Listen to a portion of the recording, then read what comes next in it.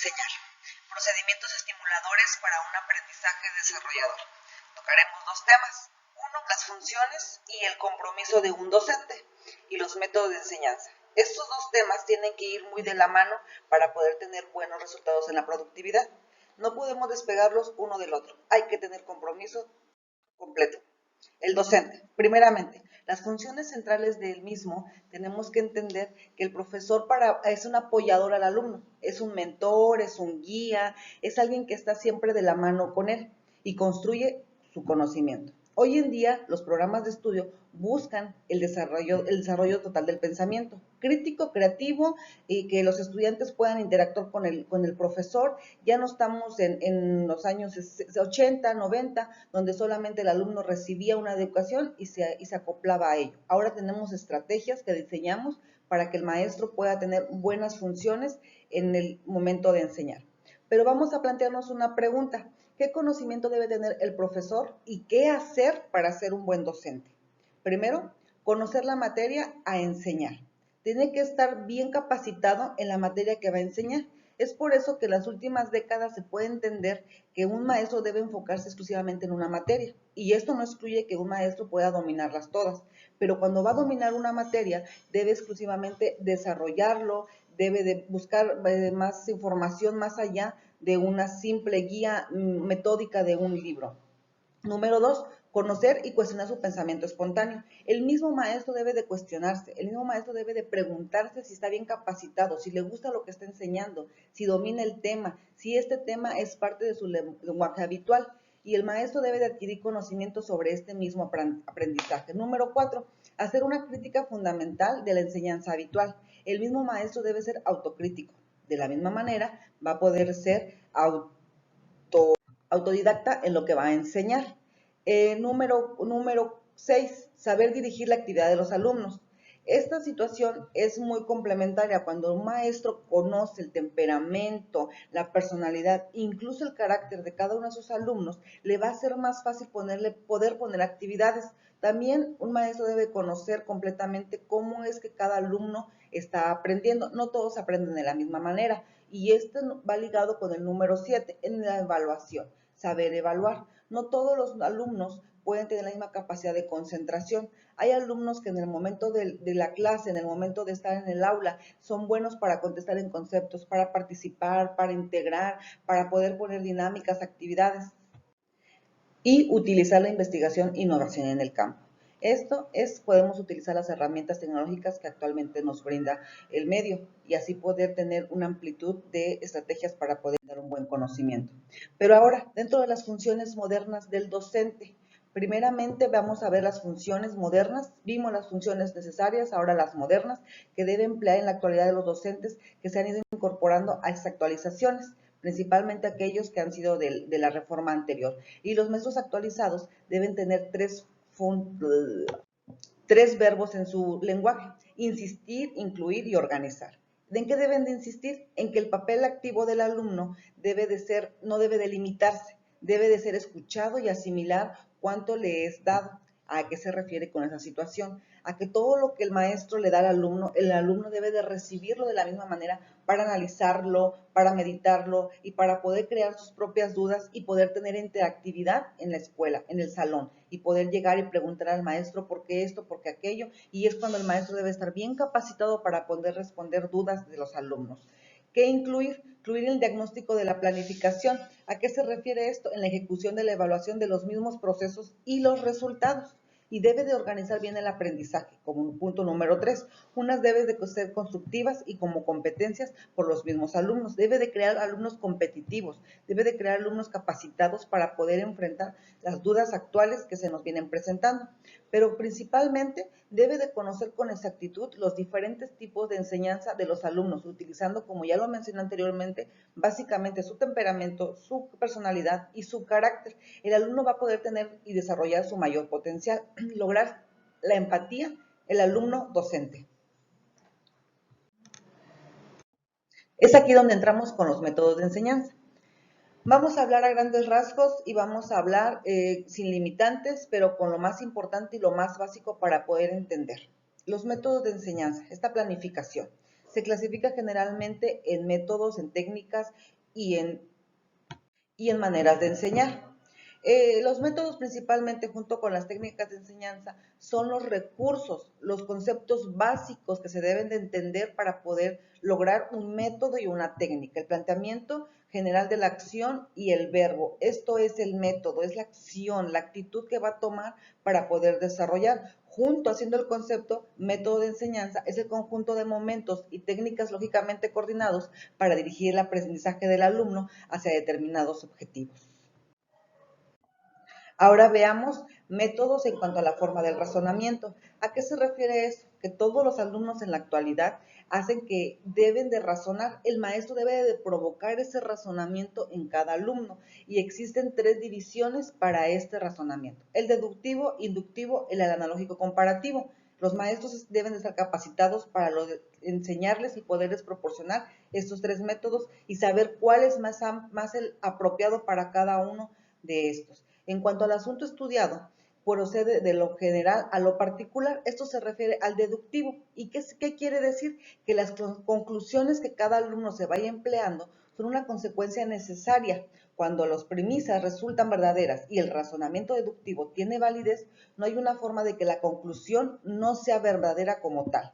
Ahora, el método inductivo, como la misma palabra lo dice, va induciendo a que el alumno conozca y vaya dando su punto de opinión y que esto se rige ya sea de lo particular o lo general. Es un método de intuición, hace que el alumno observe, hace que el alumno experimente, analice, compare, que ponga ejemplos y haga una generalización concluyendo todo esto en un concepto o incluso una ley.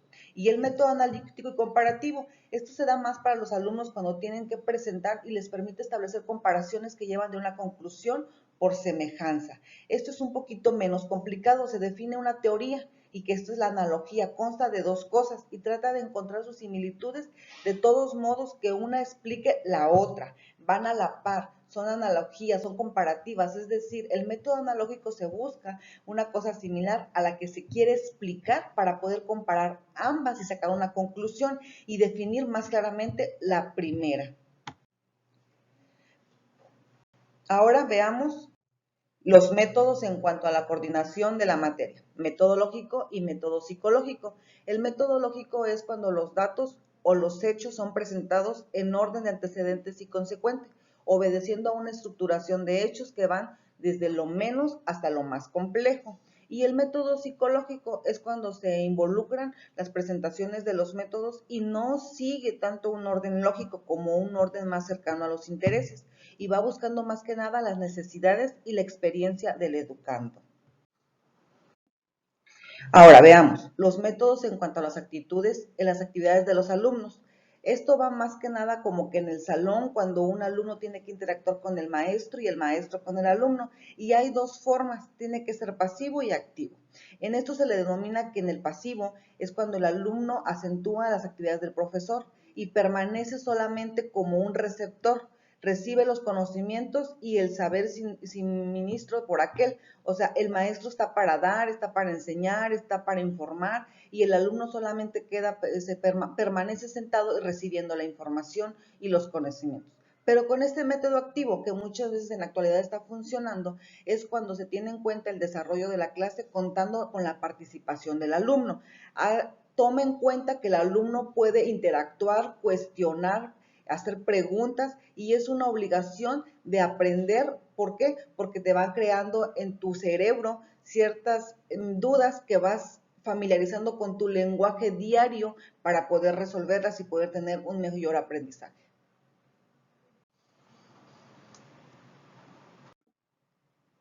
Ahora veamos los métodos en cuanto a la relación entre el profesor y el alumno. No pueden ir diferenciado de los métodos de la forma de enseñanza activo-pasivo, sin estos de que el profesor puede trabajar con el alumno en individual, en recíproco, incluso en colectivo, que estos vienen siendo los equipos. En el método individual, el destinado a la educación es solo el alumno, cuando una clase es totalmente personalizada. Entonces vamos viendo que el alumno es solamente el receptor, incluso no puede participar porque no crea dudas con los demás compañeros en un método inductivo. Entonces vemos que los alumnos pueden ir incluso atrasándose en sus clases porque no hay una motivación que normalmente el ser humano está para socializar. En el método recíproco se llama así el método en virtud del cual el profesor encamina a sus alumnos para enseñar a sus condiscípulos. Este puede ser cuando el alumno y el maestro platican, interactúan, comparten, conocen los mismos temas y de los cuales les interesa. El método colectivo es el que todos conocemos cuando hay un profesor y un grupo de alumnos. Y el método es que el profesor está para todos ellos. Este método no solo no es más económico, sino que también es más democrático. ¿Por qué? Porque hace que no sea individualizado, hace que el alumno o el receptor sea más sociable, le guste más la convivencia porque va a tener momentos de esparcimiento. Veamos los métodos en cuanto al trabajo del alumno. Los métodos igualmente pueden ser individual, colectivo o incluso mixto. En el individual se divide y se conoce que se denomina de este modo cuando el procurador, el que es el maestro o el conciliador principal, da a un alumno un tema específico y el alumno tiene que hacer ciertas tareas para poder lograr el conocimiento y esto queda como que el profesor con mayor libertad para poderlo orientar en sus dificultades. Más que nada, este tipo de trabajo individual puede pasar ya cuando ya estás en una carrera, cuando te tienen que inducir para una tesis, para un plan de trabajo, para un proyecto, es más el trabajo alumno-maestro. Ahora, el método de trabajo colectivo es el que conocemos y principalmente es sobre la enseñanza en un grupo. Un plan de estudio es repartidor entre los componentes del grupo, contribuyendo cada uno con una parcela, con una responsabilidad, con un tema, que este puede ser colectivo o no. Y el método mixto de trabajo es mixto cuando se planea en un desarrollando actividades que socializan e individualizan. Hace que sea más unificado, que los alumnos puedan integrarse y puedan trabajar más adelante sin ningún problema en tener interacción con las demás personas. Ahora, como conclusión tenemos, algunos estudiosos de la didáctica, de la pedagogía, saben que el hombre por naturaleza tiene que socializar y que tiene que reunirse y lograr esfuerzos para que esto suceda y que se puede lograr un método de enseñanza socializando con las demás personas. Grandes personas sacaron buenos temas que en la actualidad son parte de nuestra educación, platicando, analizando o simplemente razonando. Estos principios extraídos de la psicología social y de la teoría sobre el aprendizaje grupal orientan a una concepción distinta del aprendizaje y la docencia. Al hablar del aprendizaje grupal, entendemos que los estudiantes son como objetos activos, que elaboran gradualmente tanto la información recibida del profesor como la de ellos mismos, y buscan y descubren y entendemos que no pueden existir el uno sin el otro. Siempre habrá un maestro, siempre habrá quien enseñe, siempre habrá un discípulo y siempre habrá una historia. Es por amor que entendemos que la clase no puede ser una situación unidireccional, sino interactiva. En la actualidad vemos mejores resultados cuando un alumno interactúa o un alumno se le cuestiona y se le da la oportunidad de contestar a ciertas cuestiones. Es un estilo de aprendizaje y se refiere a cuánto hemos querido estar aprendiendo y enseñando. La carrera es una de las carreras con que debe de tener empatía, debe de presentar amor y estudiar situaciones y estrategias en concreto. Y utilizamos varias para poder aprender esto. Los alumnos deben de estar aprendiendo día con día cómo es que estas preferencias y tendencias deben de utilizarse y predominar de manera activa para construir nuestro estilo y nuestro aprendizaje.